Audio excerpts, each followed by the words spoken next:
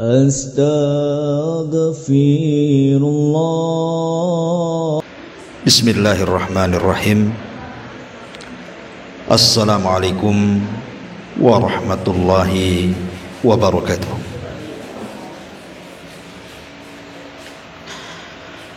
Alhamdulillah. Alhamdulillahilladzi hadana lihadza wa ma kunna linahtadiya laula an hadanallah.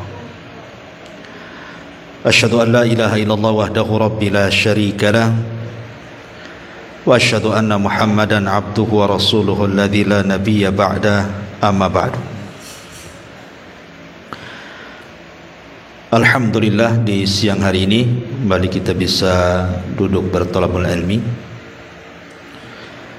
karena kita sudah masuki tanggal 1 bulan Dzulhijjah. Maka kita akan membahas tentang amalan-amalan yang dianjurkan untuk dilaksanakan tanggal 1 Dzulhijjah sampai hari tasyrik. Ma'asyiral muslimat yang dimuliakan Allah Subhanahu wa taala, di dalam Al-Qur'anul Karim Allah Subhanahu wa taala berfirman, wa yakhluqu ma yasha wa yakhtar. Dan Allah Subhanahu wa taala terkadang menciptakan makhluk-makhluknya, dan di antara makhluk ciptaannya ada makhluk-makhluk yang dipilih Allah Subhanahu wa taala. Contoh saja, ketika Allah Subhanahu wa taala menciptakan para malaikat, maka dari seluruh para malaikat yang paling utama adalah malaikat-malaikat yang dijadikan pimpinan-pimpinan para malaikat, dan mereka adalah Jibril, Mikail, Israfil, dan juga Malakul Maut. Itulah seutama-utama para malaikat. Dan dari malaikat-malaikat atau pemimpin-pemimpin para malaikat, tentu yang paling utama lagi adalah malaikat Jibril. Itulah sayyidul malaikah, pemimpinnya para malaikat. Dan kalau kita cerita tentang para nabi, jumlah para nabi dan rasul berdasarkan hadis Abi Dzar Al-Ghifari radhiyallahu anhu adalah 120 sampai 124 ribu nabi dan 315 rasul. Tetapi dari sekian ribu nabi dan rasul, yang jadi pilihan hanyalah 25 nabi dan rasul, karena dicantumkan namanya di dalam Al-Qur'anul Karim. 18 tercantum dalam surah Al-An'am, dan sisanya tersebar di beberapa surat dalam Al-Quran, sehingga genap menjadi 25 nabi dan rasul. Dari 25 nabi dan rasul tentu dikerucutkan lagi. Ada nabi-nabi yang lebih afdal di antara mereka yang disebut dengan ulul azmi. Mereka lah Nuh, kemudian Ibrahim, kemudian Musa, Isa, dan Nabi kita Muhammad sallallahu alaihi wasallam. Dan dari ulul azmi minar rusul dikerucutkan lagi. Ada 2 nabi yang disebut dengan Khalilur Rahman, kekasih Allah Subhanahu wa taala. Dialah Ibrahim alaihi salatu wassalam dan Nabi kita Muhammad sallallahu alaihi wasallam. Dan dari 2 kekasih Allah Subhanahu wa taala, Allah pilih lagi yang merupakan pemimpin seluruh para nabi dan rasul, yang disebut dengan Sayyidul Anbiya wal Mursalin, pemimpinnya para nabi dan rasul. Dialah Nabi kita Muhammad sallallahu alaihi wasallam. Dan kalau cerita bulan, maka dari 12 bulan kata Allah Subhanahu wa taala, minha arba'atun hurum. Dari 12 bulan itu ada bulan-bulan hurum, bulan-bulan mulia. Dan bulan-bulan itu disebut Dalam hadis Nabi SAW ketika memberikan tafsiran kepada ayat surah At-Taubah 36, pertama dimulai dari Dzulqa'dah, yang kedua Dzulhijjah, yang keempat Muharram, dan yang ketiga Muharram, dan yang keempat bulan Rajab. Itulah bulan-bulan hurum, bulan-bulan mulia. Lah dari bulan-bulan mulia ini, yang paling mulia dari 4 bulan itu adalah bulan Dzulhijjah, yang sedang kita akan kaji amalan-amalannya. Lah dari bulan Dzulhijjah ini dikerucutkan lagi.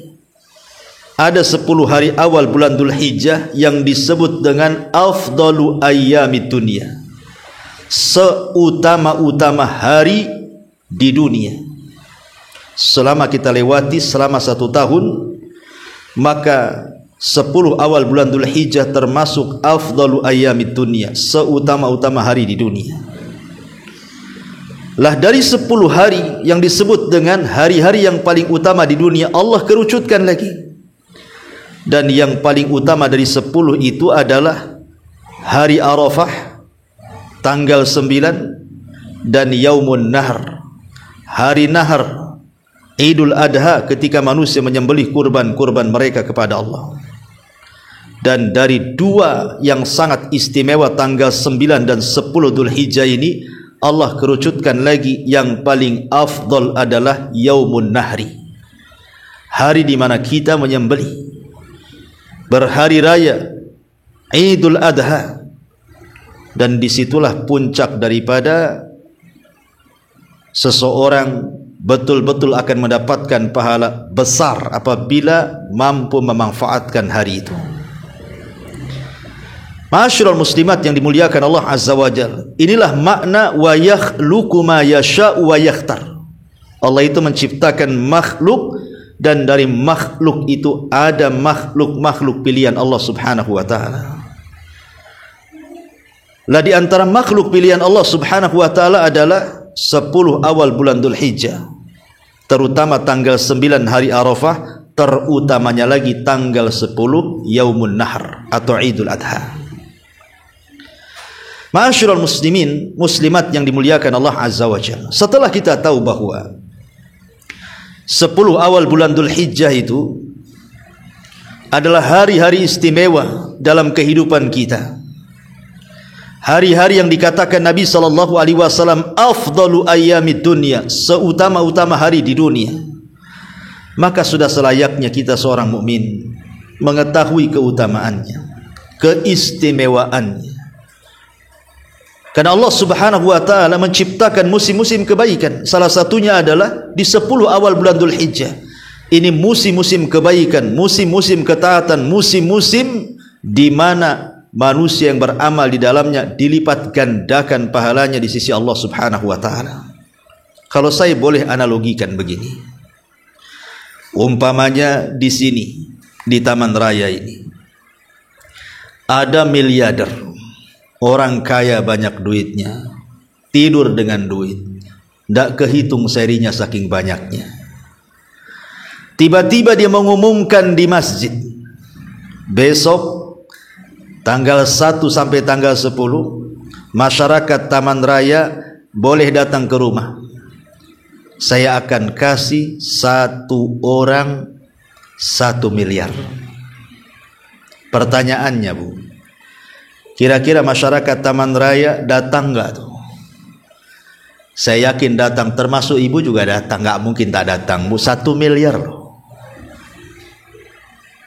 Dari mana nampak duitnya pun tidak kita, uang 1 miliar itu. Megang pun tidak. Itu seruan manusia, datang ke rumah dari tanggal 1 sampai tanggal 9, kalian ku kasih setiap 1 orang 1 miliar. Oh, berbondong-bondong, Bu. Pasti dari pagi buta dia sudah berkumpul di depan orang kaya itu. Itu urusan dunia. Urusan dunia saja sedemikian rupa orang berjubel, berlomba-lomba supaya sampai di rumah orang kaya itu. Terkadang harus sikat sikut sana sini, menyakiti orang, gak peduli. Yang penting saya pertama mendapatkan 1 miliar itu. ini adalah manusia. Tapi Allah Subhanahu wa taala menawarkan lebih daripada itu. Lebih daripada nilai 1 miliar. Allah menawarkan itu. Bahwa ada pahala-pahala yang dilakukan di 10 awal bulan Dzulhijjah itu yang dilipat gandakan pahalanya yang kita tidak tahu lipatannya. Yang jelas semua amalan itu tertuju kepada satu tempat yang disebut Jannatun Naim. Surga yang di dalamnya penuh dengan kenikmatan. Oleh karena itulah maka seorang mukmin harus cerdas. Harus cerdas, jangan membiarkan hari-hari tanggal 1 sampai tanggal 10 itu berlalu begitu saja. Kata Nabi SAW, Al-kayyis man dana nafsah wa amila lima ba'dal maut. Orang cerdas itu orang yang introspeksi terus dan mempersiapkan diri dengan amal saleh sebelum kematiannya. Wasari'u ila maghfiratin. Bersegeralah kita berlomba-lomba untuk mencari ampunan Allah. Walidzalika falyatanafasil mutanafisun. Maka oleh karena itulah maka berlomba-lombalah kita. Kejarlah amalan itu. Fastabiqul khairat, berlomba-lomba dalam kebaikan. Mumpung kita masih diberikan usia, menemukan tanggal 1 Dzulhijjah sampai tanggal 10, entah besok kita masih hidup atau tidak, kita tidak tahu. Karena rahasia umur kita di tangan Allah Azza wa Jalla. Maka yang ada mulai daripada hari ini tanggal 1 Dzulhijjah ini sampai tanggal 10 Dzulhijjah, manfaatkan sebaik mungkin dengan memperbanyak amal-amal saleh yang nanti saya akan sebutkan amal apa saja. Karena Allah Subhanahu wa taala ketika memuliakan sesuatu pasti dijadikan sumpah dalam Quran. Allah Subhanahu wa taala mengatakan wal fajri walayalin ashri. Demi waktu fajar dan demi malam-malam yang 10. Sepakat ahli tafsir seperti Ibnu Abbas, Alqamah, Qatadah, Ikrimah, Mujahid, mereka mengatakan bahwa layalil ashri adalah 10 awal bulan Dzulhijjah. Bahkan lebih khusus lagi Allah bersumpah wasyaf'i wal watr, dan yang genap dan yang ganjil. Demi yang genap dan demi yang ganjil. Yang genap artinya yaumun nahri. Kenapa didahulukan? Karena yaumun nahri lebih afdal dibandingkan yaumul arafah. Wasyaf'i, dan yang ganjil itu artinya hari Arafah. Karena hari Arafah jatuh tanggal 9 dan angka 9 itu ganjil. Sementara yaumun nahr jatuh tanggal 10 dan tanggal 10 itu genap. Dan Allah mengatakan wasyaf'i wal watr, dan demi yang genap dan yang ganjil. Allah dahulukan yang genap karena lebih utama dibandingkan yang ganjil. Hari nahar itu lebih utama dibandingkan hari Arafah. Bayangkan Allah sampai bersumpah berkali-kali dalam Al-Quran. Termasuk juga wasyahidi wal masyhud. Sebagian ahli tafsir mengatakan artinya yaumu Arafah. Lihat, berturut-turut Allah jadikan sumpah. Dan tidak mungkin Allah bersumpah dalam Quran kecuali makhluk yang disumpahinya itu adalah memiliki keistimewaan di hadapan Allah Subhanahu wa taala. Ma'asyiral muslimin yang dimuliakan Allah Subhanahu wa taala. Lalu apa amalan yang harus kita lakukan? Yang pertama, Bu, manasik haji. Okelah ibu, belum Allah berikan kesempatan ataupun takdir baik bisa berangkat haji. Tapi bukan mustahil Allah mudahkan ibu bisa berangkat haji. Berdoalah. Semoga Allah Subhanahu wa taala mendengar dan mengijabah doa kita. Ibadah haji ini adalah ibadah yang banyak sekali manfaatnya. Karena ada orang-orang jahil, orang-orang bodoh yang mereka menentang syariat Allah dan Rasulnya, menganggap bahwa ibadah haji ini ibadah konyol katanya. Ibadah haji ini ibadah apa, Bu? Ibadah konyol katanya. Kenapa?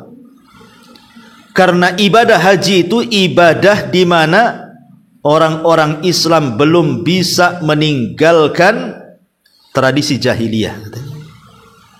Coba bayangkan ada orang ngomong gitu, Bu. Jadi ibadah haji itu ibadah yang katanya umat Islam belum bisa meninggalkan tradisi jahiliyah. Apa maksud kalimat ini? Lihat tuh, katanya orang-orang haji itu datang dari mana-mana, dari penjuru dunia, tumplek ke Ka'bah. Mereka bukan sedang menyembah Allah katanya, mereka sedang menyembah batu. Ketika mereka tawaf, mereka sedang tawaf mengelilingi batu. Setelah tawaf, mereka mencium batu. Kemudian setelah mencium Hajar Aswad, mencium batu, mereka pun sa'i. Sa'i dari batu ke batu. Safa itu batu, bukit berbatu. Marwah juga bukit berbatu. Jadi sa'i untuk batu ke batu. Ketika lempar jumroh, yang dilempar juga batu. Dan alat melemparnya juga batu. Yang dilempar batu, alat melemparnya batu. Jadi sesungguhnya ibadah haji itu belum bisa meninggalkan tradisi jahiliyah. Kenapa? Karena masih teringat dengan batu. Ya, ma'asyiral muslimat yang dimuliakan Allah Subhanahu wa taala. Saya ulangi. Jadi orang-orang yang tawaf, mereka mentawafi batu. Orang yang mencium Hajar Aswad mencium batu. Orang yang sa'i berlari-lari kecil dari Safa dan Marwah, Safa itu batu, Marwah juga batu. Jadi sa'i dari batu ke batu.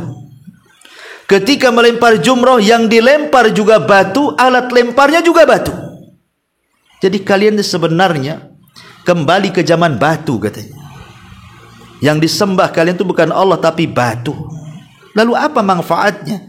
Seolah-olah Islam tidak berkembang, kembali kepada zaman batu dan nyembah batu. Kan jahil.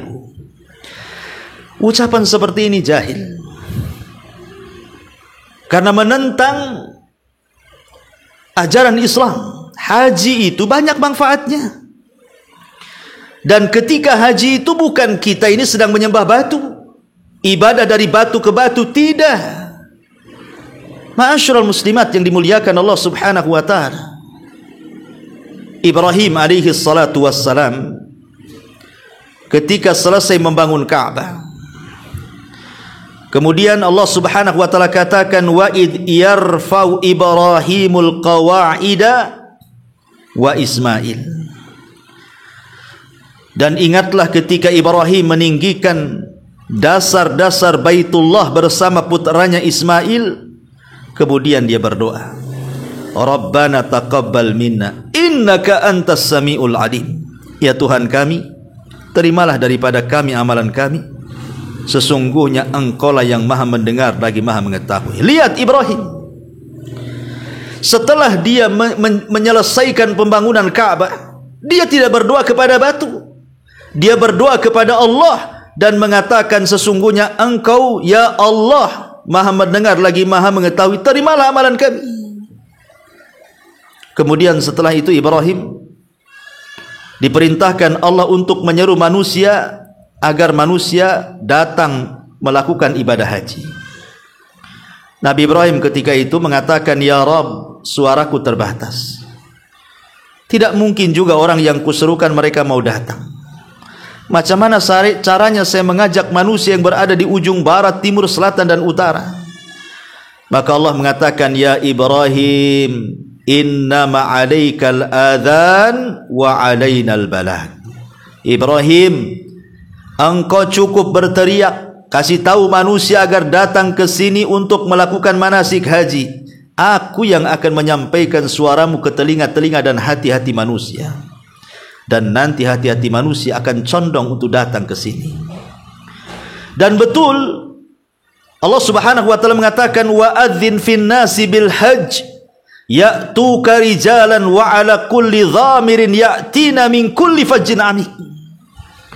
Dan serulah kepada manusia agar mereka melakukan ibadah haji, maka akan datang kepadamu rijalan, manusia yang berjalan kaki atau berkendaraan dari segala penjuru dunia akan tumplek di Ka'bah. Dan hari ini kita bisa saksikan. Jadi haji itu perintah Allah, bukan perintah batu. Dan kita lihat di antara manfaat haji, coba ketika jemaah haji yang datang ke Mekah kemudian menggunakan kain ihram, kain selendang putih dari baju dan celananya, semua kain ihram berwarna putih, tidak ada warna yang lain kecuali putih. Apa manfaatnya? Manfaatnya supaya jemaah haji itu diingatkan akan kafan saat kematiannya, bahwa mereka akan mati, akan menghadap kepada Allah, akan mempertanggungjawabkan semua perbuatan mereka di dunia. Kemudian juga tidak ada kemuliaan antara si kaya dan si miskin yang haji, antara si pejabat dan si rakyat, semua sama kainnya, kain ihram. Mau presiden ya kain ihram, mau menteri ya kain ihram, mau bos kain ihram. Sebutkan orang yang haji, tidak ada mentang-mentang dia presiden, menteri, pejabat kainnya beda. Saya presiden harus kain katun, saya menteri harus kain batik, saya ini harus kain yang lainnya sutra. Tidak, semua sama kain ihram. Haji mengajarkan kesetaraan dalam Islam. La fadla bainal arabi wal a'jam walal aswad alal ahmar illa bitaqwallah, kata Rasul. Tidak ada beda Anda orang Arab, Anda non Arab. Karena sekarang Indonesia ini ada orang membangga-banggakan karena dia orang Arab. Sama saja, ya, sama saja. Atau membangga-banggakan karena dia keturunan Nabi. Sama saja. Anda keturunan Nabi, saya bukan keturunan Nabi. Yang membedakan Anda dengan saya itu hanya takwa saja. Kita tidak mengingkari keturunan Nabi itu ada kemuliaan, tetapi kemuliaan itu tidak bisa Anda raih kecuali dengan takwa. Maka Anda akan mengumpulkan dua keutamaan. Satu, Anda zuriyah Nabi yang harus kami hormati. Yang kedua, ketakwaan yang harus kami muliakan. Tapi secara umum tidak ada kemuliaan manusia, siapapun dia. Yang memuliakan manusia hanyalah taqwallahi azza wa jal. Inna akramakum indallahi atqakum. Jadi ibadah haji itu banyak manfaatnya. Tidak benar kita datang ke sana nyembah batu. Bukankah talbiyah kita saja bukan kepada batu?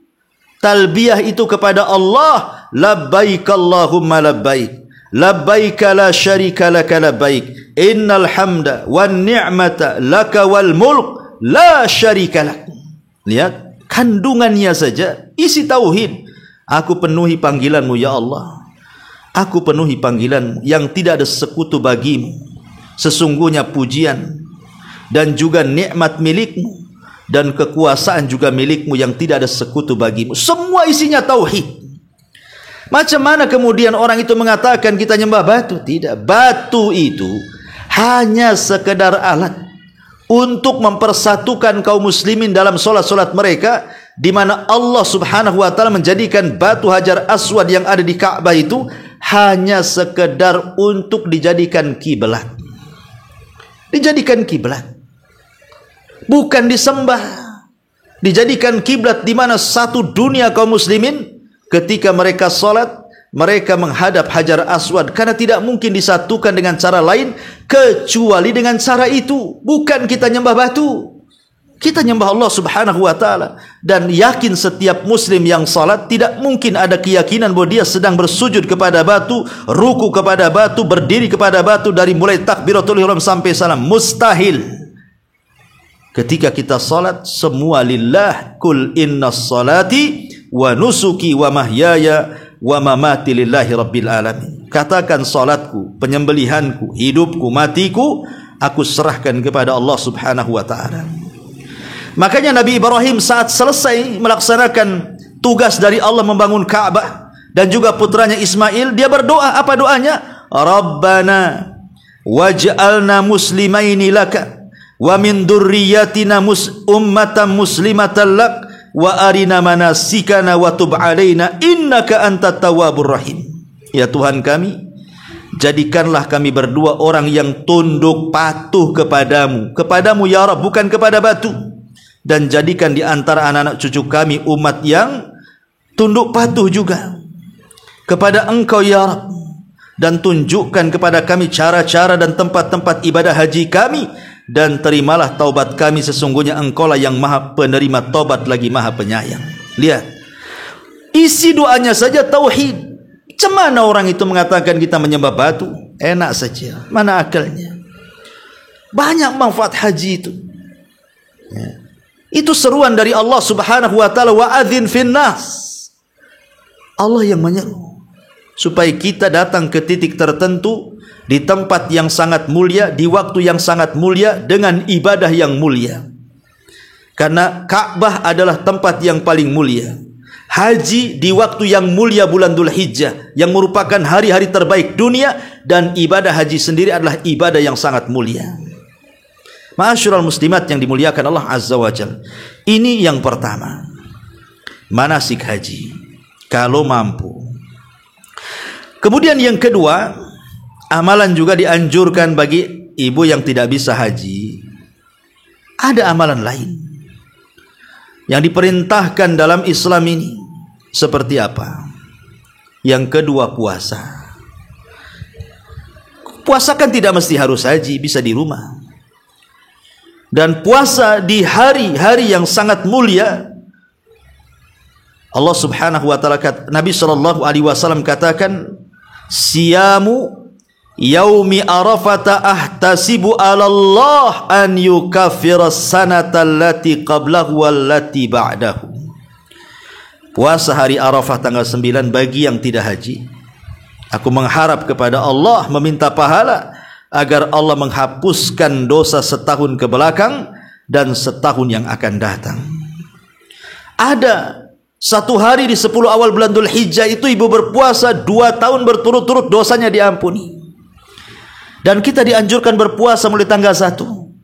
Ada yang berpendapat, sebagian para ulama itu kita boleh puasa mulai tanggal 1 hari ini sampai tanggal 10. Ada juga yang berpendapat dengan cara puasa Daud, 1 hari puasa 1 hari tidak. Yang jelas tanggal 9 itu yang paling afdol saat berpuasa, karena itu bertepatan dengan hari Arafah. Makanya puasa juga hari puasa Arafah, dan semua orang bisa puasa. Kemudian yang ketiga, sholat, terutama sholat 5 waktu.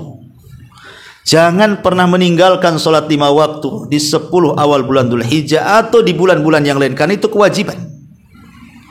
Lah, untuk menambah dari yang wajib itu, lakukan yang sunnah.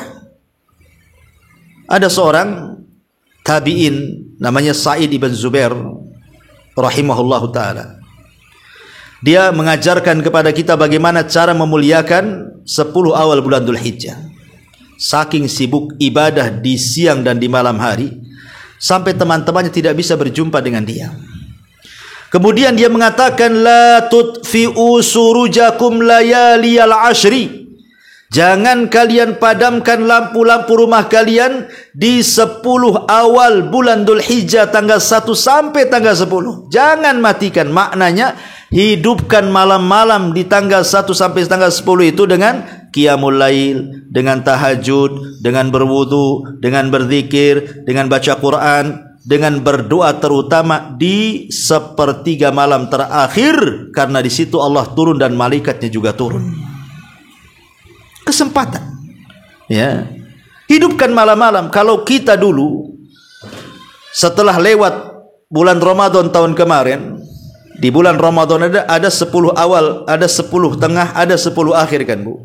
Lah 10 akhir Ramadan Nabi mengajarkan untuk menghidupkan malam, kan Bu? Sampai-sampai Aisyah radhiyallahu anha mengatakan, kana Nabi sallallahu alaihi wasallam idza dakhala al-ashra ahya lailatahu, shadda mi'zarahu wa ahya lailatahu.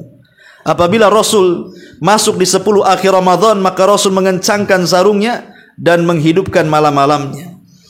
Sebagaimana kita diperintahkan menghidupkan malam-malam di 10 akhir Ramadan, begitu juga di 10 awal bulan Dzulhijjah. Kata Sa'id ibn Zubair, la tutfi'u surujakum layaliyal ashri.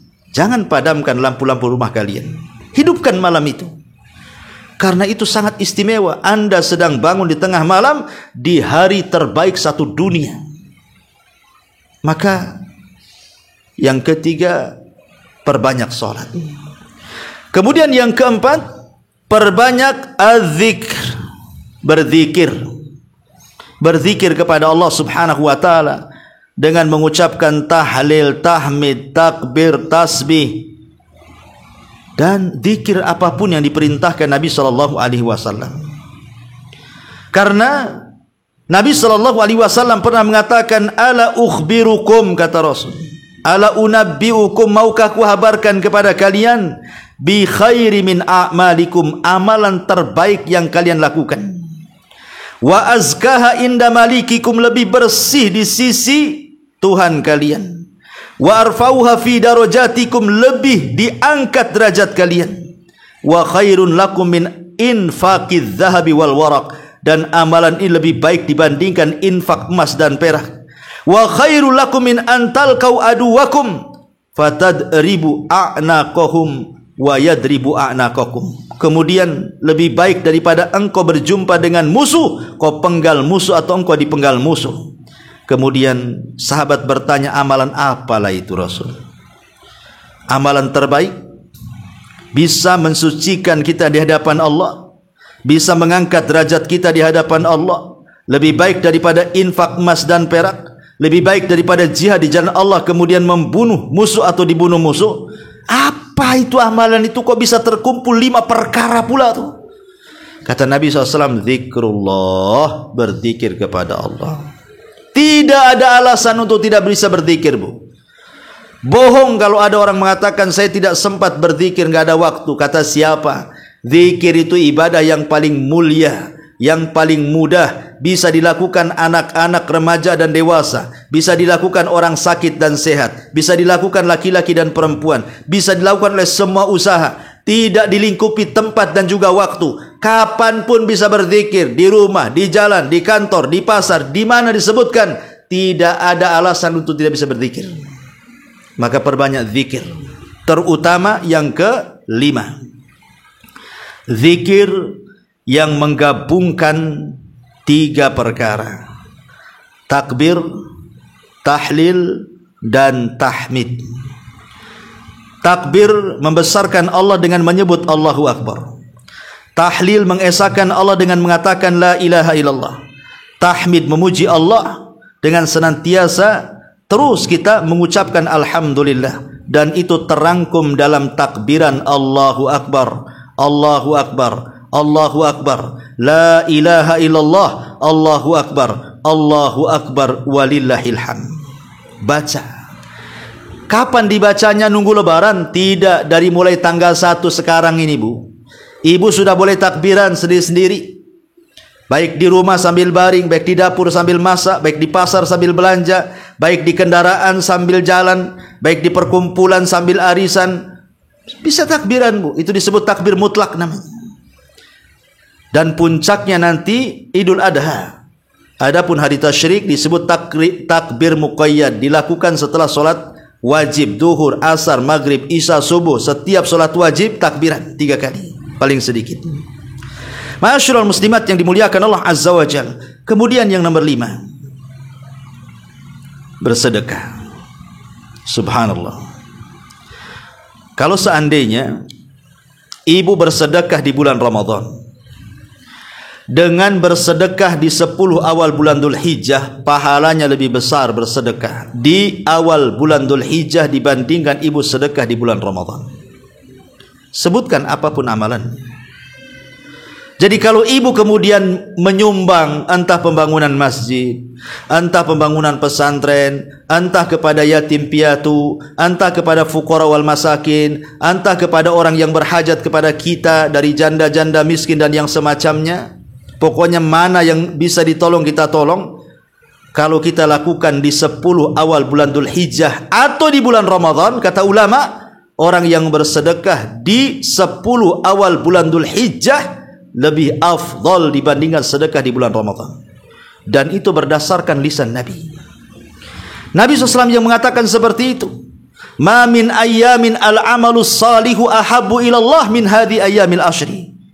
Tidak ada amalan yang dilakukan dalam setahun, dalam hari-hari setahun yang lebih dicintai Allah dibandingkan orang yang beramal di 10 awal bulan Dzul Hijjah. Sahabat bertanya, apakah sebanding dengan jihad? Tidak, kecuali orang itu keluar membawa seluruh hartanya dan jiwanya, kemudian tidak pernah kembali ke rumahnya alias syahid, baru sebanding katanya. Lihat. Jadi ini mumpung ya ada kesempatan tanggal 1 sampai tanggal 10 perbanyak sedekah.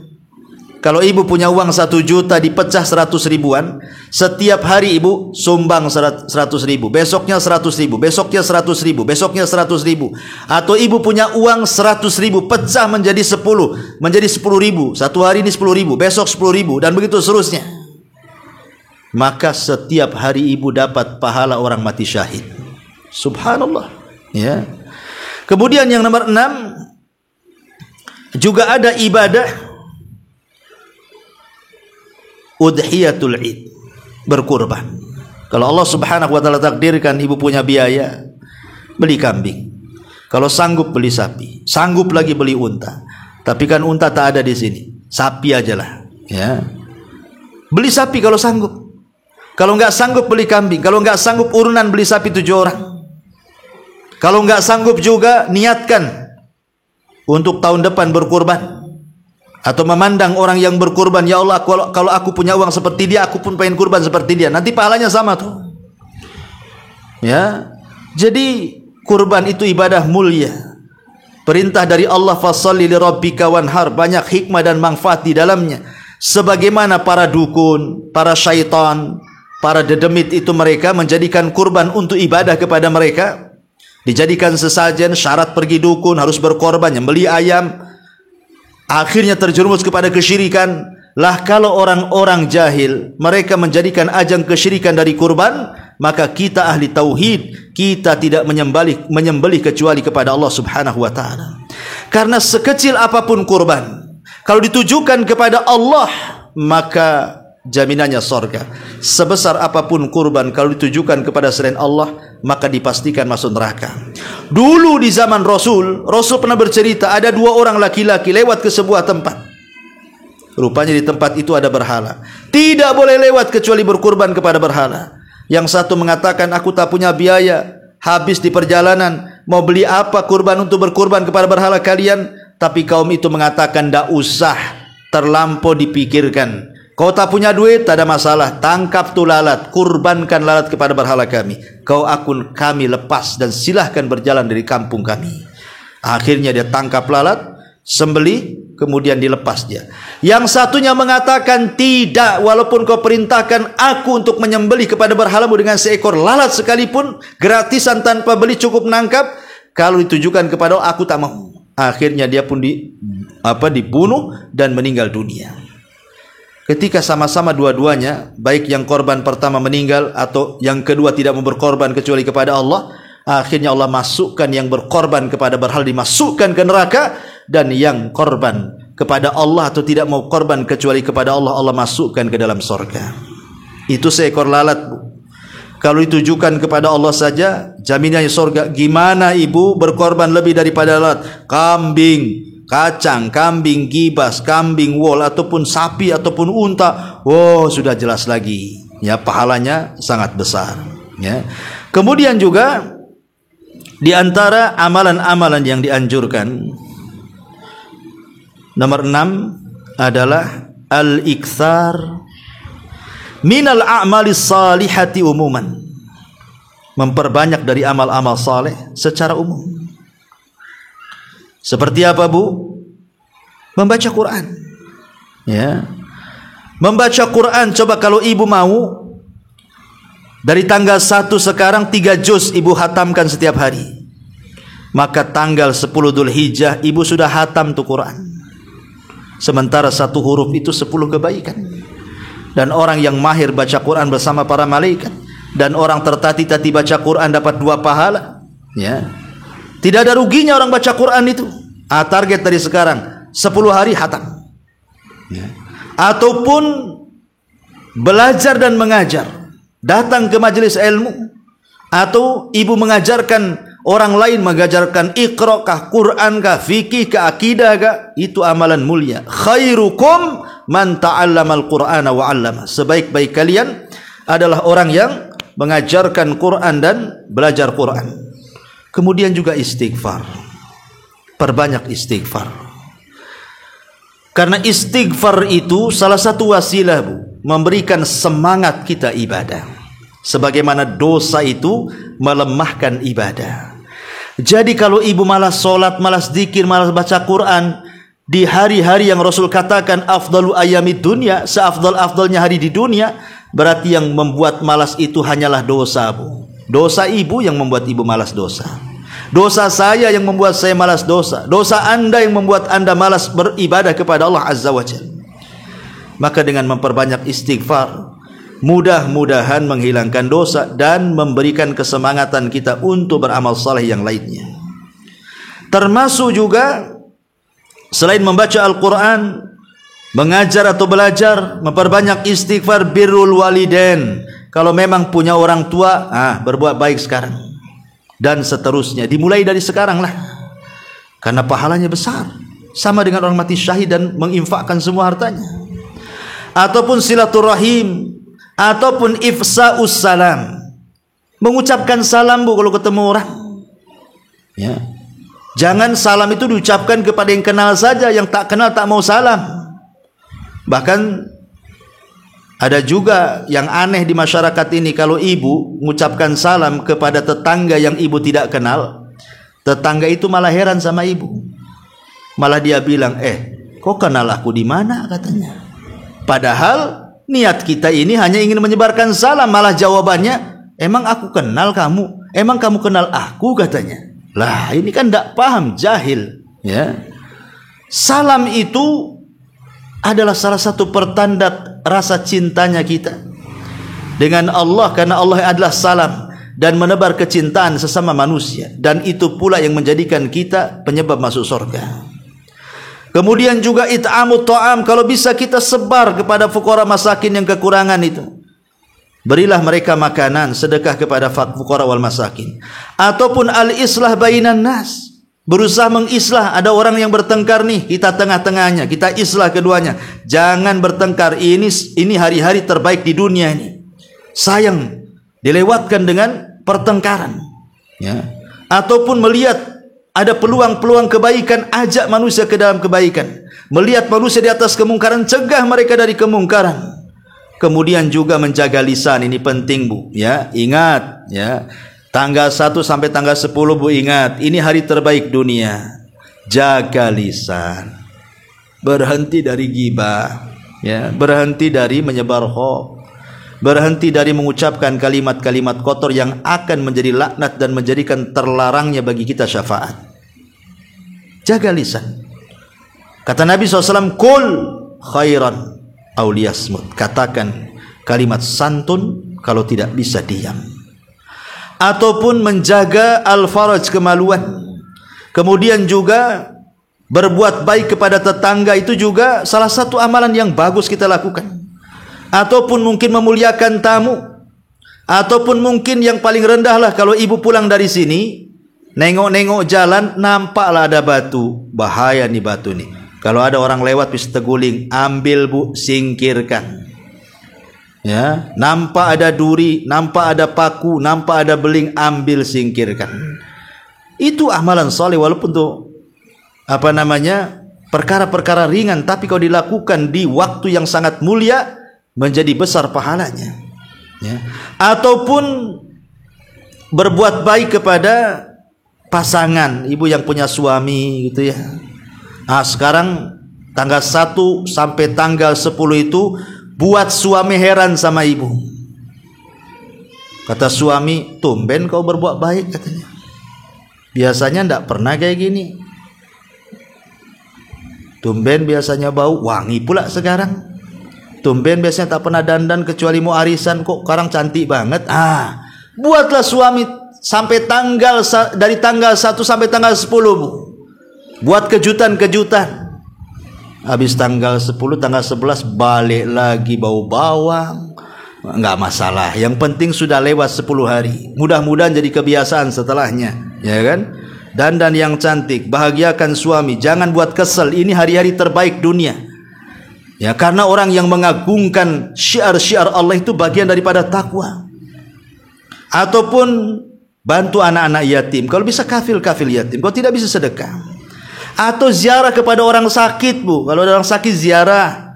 Karena orang sakit itu kadang-kadang sakitnya tidak seberapa, tapi ketika tidak ada yang menziarahi, itu yang lebih sakit. Sakitnya tuh di sini, ya, sehingga itu terkadang terlipat-lipat sakitnya. Sudah sakit dengan penyakitnya, sakit pula tak ada yang kunjung sama dia. Maka itu amalan terbaik, karena orang mengunjungi orang sakit itu akan diikuti 70.000 malaikat mendoakan ampunan pada kita. Ataupun memudahkan kaum muslimin. Ada acara-acara warga kerja bakti ikut, memudahkan. Karena biasanya kalau rame itu ringan dijinjing, kalau sendiri kan berat, Bu. Ya, jadi kegiatan masyarakat. Atau memperbanyak solawat, ya, solawat kepada Nabi SAW. Ya. Atau kalaupun kita tidak bisa memberikan kebahagiaan kepada orang, jangan sakiti orang. Ibu tidak bisa memasukkan kebahagiaan kepada orang, tapi jangan sakiti orang. Buang sampah sembarang, parkir motor mobil di depan rumah orang, minta izin, ya. Ataupun mungkin punya pohon, dahannya ke rumah tetangga dibiarkan saja, pas buahan kita yang ngambil, dia pula yang nyapu sampah. Ini apa ini? Ya. Jadi, ya, walaupun tidak bisa menyenangkan hati orang itu, jangan pula menyakiti hati orang, terutama di 10 awal bulan Dzulhijjah. Termasuk juga kalau memang Anda seorang pemimpin, maka ini hari-hari terbaik. Ya, berbuat baiklah kepada rakyat, dan rakyat mendoakan pemimpinnya. Kemudian memudahkan pemuamalah, terutama dijual beli di pasar, Bu. Karena Rasul mengatakan, rahimallahu rajulan samhan idza ba'a wa samhan idza ishtara wa samhan idza qada wa samhan idza iqtada. Semoga Allah merahmati orang yang mudah menjadi pembeli, mudah menjadi penjual, mudah saat berhutang, mudah pula saat membayar. Semoga Allah merahmati. Ya, jangan gara-gara kembalian 1.000 perak, enggak, saya harus kembali itu 1.000 perak untung bagi saya masukkan ke celengan, akhirnya penjualnya keliling 1 jam untuk cari kembalian. Nah, ini kan nyusahin pedagang namanya, Bu. Atau pedagang nyusahin pembeli. Jangan suka ngurang-ngurang takaran, timbangan meteran. Kalau bisa buatlah sedekahul sir. Kalau dia pesan sekilo buah, tambah 1 on. Yang pembeli tidak tahu kalau Anda sedang sedekah sir itu. Ya. Ataupun mungkin berdoa kepada saudara-saudara kita yang mereka tidak tahu dengan kita. Kita punya tetangga sakit, kita doakan dari jauh, ya Allah, mudah-mudahan si fulan sembuh, ya. Jadi walaupun dia tidak tahu, kita berdoa. Di ketidaktahuan dia itu sama dengan mendoakan diri sendiri itu. Karena malaikat akan datang wala kamitsal. Maka seperti itu pula untukmu, kata malaikat, ya. Ataupun menjaga amanah. Jangan berkhianat kepada janji. Itu penting. Kemudian juga ghaddul basar, tundukkan pandangan dari hal-hal yang diharamkan. Jaga telinga, jangan mendengar yang diharamkan. Jaga hidung, jangan mencium yang diharamkan. Jaga kaki, jangan dilangkahkan ke tempat haram. Ya, termasuk juga doa-doa yang diajarkan. Ketika ibu dengar azan, langsung doa selepas azan. Kan ada tuh, Bu, setiap masuk kamar mandi ada doanya, keluar kamar mandi ada doanya. Berpakaian ada doanya, melepas pakaian ada doanya, sebelum tidur ada doanya, setelah tidur juga ada doanya. Lakukan itu semuanya. Itu mumpung di 10 awal bulan Dzulhijjah masalahnya. Ya. Termasuk juga kalau hari Jumat baca surah Al-Kahfi. Bagi laki-laki ini kesempatan iktikaf di masjid. Ya, walaupun 1 jam jadilah. Ya. Kemudian juga jaga sholat-sholat 5 waktu dan juga sholat-sholat sunnah. Dan ingat, jangan mencari yang haram. Kalau ingin berkah, carilah uang halal. Ingat Anda, para laki-laki yang ingin mencari nafkah untuk keluarganya, ini 10 awal bulan Dzulhijjah ini seafdol-afdolnya hari di dunia. Cari yang halal, tinggalkan yang haram. Bukankah yang halal lebih banyak daripada yang haram? Kenapa sibuk yang haram?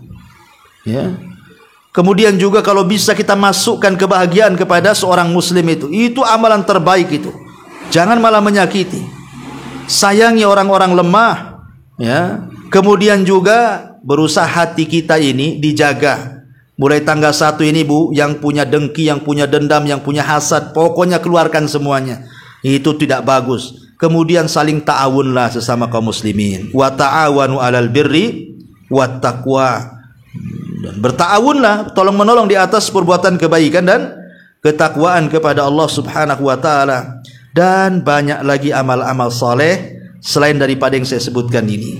Oleh karena itulah maka ini mumpung kita berada di hari-hari terbaik dalam dunia, tanggal 1 sampai tanggal 10, fastabiqul khairat, berlomba-lombalah dalam kebaikan. Kapan lagi? Belum tentu kita akan ketemu di 10 awal bulan Dzulhijjah tahun depan. Wallahu a'lam bishawab. Ini nasihat umum, mudah-mudahan ada manfaatnya. Sebelum saya tutup, silahkan kalau mau bertanya. Fal yatafaddali mashkurah.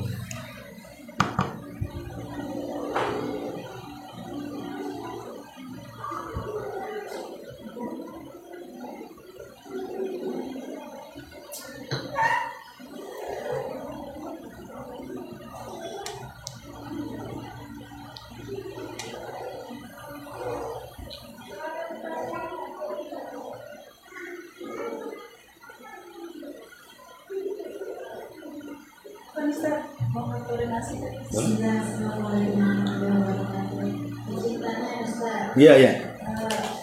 Gimana hukumnya Ustaz ya kalau kita buat toples di rumah, ya kita memasukkan sedekah subuh setiap pagi, nanti pada atau sebulan kemudian nanti ada teman kita yang mengutip dari mereka yang menyalurkan sedekahnya. Itu bagus sekali, Bu. Ya, kalau ibu itu punya celengan, entah kaleng kongguan, ya kan? Atau buat dari kardus atau toples yang nerawang atau yang ditutup, terserahlah, yang penting celengan. Kemudian ibu tulisi celengan itu untuk apa. Kalau ibu niatnya untuk duafa, maka tulis untuk duafa, fakir miskin, anak yatim dan janda-janda yang butuhkan. Kalau ibu niatnya untuk bangun masjid, tulis ini untuk wakaf masjid. Pokoknya tulis sajalah di situ. Kemudian ibu setiap pagi habis subuh kencleng masuk 2000, sore lagi kencleng masuk 2000. Itu ibu loh didoakan malaikat. Setiap hari malaikat kan turun. Kemudian malaikat mendoakan setiap orang yang berinfak tuh di pagi hari, semoga Allah menambah kekayaannya, semoga Allah melipat gandakan kekayaannya. Dan kalau dia tidak infak, semoga Allah hilangkan berkahnya. Jadi nggak apa-apa, nanti sebulan sekali, 3 bulan sekali serahkan ke yang berhaknya. Kan itu sebenarnya memudahkan sebenarnya. Ya, memudahkan untuk itu. Dan biasakan seperti itu paling mudah. Apalagi sekarang ini kan kayaknya kayak uang-uang receh, krecek, ya kan, yang berbunyi itu, Bu, krecek-krecek itu, Bu. Itu kan ibu sering dapat, ibu, ya kan. Kalau ibu ke toko, kembaliannya mesti dapat uang krecek. Dari pasar mesti ada uang krecek. Nah itu kok dikumpul-kumpulkan, Bu, jadi banyak kan. Ya, ini kesempatan sebenarnya, apalagi bertepatan dengan hari-hari terbaik dunia. Karena innamal a'malu binniyat. Amal itu ditentukan niatnya. Wallahu a'lam. Ya. Misalnya seorang istri itu keluar suaminya sendiri tidak punya kemampuan untuk berkorban, itu istri berkorban sendiri. Itu pahalanya itu suaminya atau bagaimana? Maksudnya suaminya yang berkorban? Istrinya yang berkorban. Oh, istri yang berkorban. Ya, alhamdulillah, nggak apa-apa. Istri yang berkorban, kemudian diniatkan untuk istri dan suami dan anak-anak, nggak apa-apa. Tapi yang berkorban, istri yang berkorban, dia tidak boleh mencukur rambut, tidak boleh mencukur bulu ketiak, kemaluan dan bulu-bulu yang lainnya, termasuk tidak boleh memotong kuku. Khusus yang berkorban. Kalau yang berkorban istri, berarti istri yang terkena larangan-larangan tadi. Adapun suami ya diserikatkan dalam pahala saja. Jadi ketika ibu berkorban, maka ibu niatkan korban itu untuk ibu dan untuk suami dan untuk anak-anak, ataupun untuk orang tua yang sudah meninggal, baik orang tua atau mertua umpamanya. Gak apa-apa. Ya, tidak harus mesti suami. Walaupun sebenarnya kewajiban korban adalah suami, tapi terkadang Allah takdirkan istri pula penghasilannya lebih besar daripada suami. Dan itu uang istri solid, bukan minta dari suami. Ya, maka boleh. Kalau memang itu uang istri solid, berarti ibu yang korban diniatkan kepada suami dan anak-anak. Wallahu a'lam. jika seorang perempuan ingin umroh tapi tidak mempunyai mahram atau dananya cukup untuk satu orang tetapi tidak bisa membayarkan mahram, itu bagusnya bagaimana? Ya, alhamdulillah. Sebenarnya masalah haji atau umroh tanpa mahram ini menjadi polemik para ulama. Syekh Utsaimin rahimahullahu taala mengatakan mahram itu syarat daripada kemampuan orang itu haji atau umroh, sehingga sebaiknya kalau tidak ada mahram tidak berangkat. Tapi ada berpendapat lain bahwa boleh, tapi yang pertama, umroh yang pertama atau haji yang pertama, ya, untuk umroh yang pertama atau haji yang pertama dengan syarat ada teman-teman walaupun bukan mahram yang dipercaya dalam perjalanannya bisa aman, mengamankan ibu, ya, mulai dari berangkat sampai pulang dia menjamin keamanan. Yang pertama saja, adapun yang kedua ketiga tak boleh. Ada juga beberapa seperti itu, ya, karena alasannya istri si Nabi SAW ketika haji sepeninggal Rasul, mereka ada sebagian tidak pakai mahram, tetapi mereka dengan sahabiah yang lainnya yang menjaga mereka dari mulai berangkat sampai pulang. Ada juga yang pendapat seperti itu. Walaupun saya anjurkan sebaiknya sih kumpul-kumpul uang dulu, dengan mahramnya jauh lebih baik dan lebih aman dan lebih mencocoki perintah. Wallahu a'lam.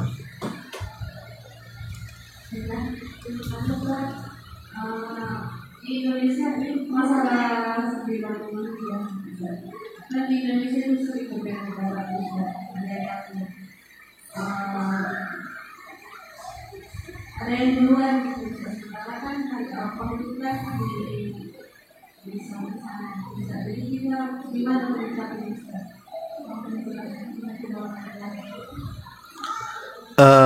Gimana? Kurang dengar.